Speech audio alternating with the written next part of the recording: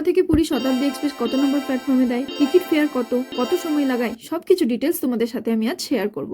Local train মানেই লেবু lozenges ঝাল লজেন্স খেতে খেতে আমরা পৌঁছে গেছিলাম হাওড়া স্টেশন। তো গেলাম হাওড়া স্টেশন, কিন্তু এবার মাথায় এলো হাওড়া টু পুরী শতাব্দী এক্সপ্রেস কত নম্বর প্ল্যাটফর্মে দেয়।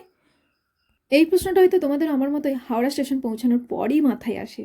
অনেককে জিজ্ঞাসা করেও কোনো সঠিক উত্তর না পাতে আমি হোয়ার ইজ মাই ট্রেন অ্যাপসটা ওপেন করলাম এবং সেখানে কত নম্বর প্ল্যাটফর্ম দেখাচ্ছিল সেটা দেখে আমি সেই নম্বর প্ল্যাটফর্মে পৌঁছে গেছিলাম। আমাদের ট্রেনটা ছিল 23 নম্বর প্ল্যাটফর্মে এবং আমরা ছিলাম 3 নম্বর প্ল্যাটফর্মে। 3 নম্বর থেকে আমরা 23 নম্বর প্ল্যাটফর্মে পৌঁছে যাই এবং এখানে তোমাদেরকে একটা খুবই ইম্পর্টেন্ট ইনফরমেশন দিয়ে রাখি যে হাওড়া টু পুরী শতাব্দী এক্সপ্রেস সবসময় 17 থেকে 23-এর মধ্যে দেয়, তাই তোমরা কেউ 1 থেকে 10-এর মধ্যে বসে কখনোই ওয়েট করো না, আদারওয়াইজ কিন্তু ট্রেনটা তোমাদের মিস হয়ে যেতে পারে।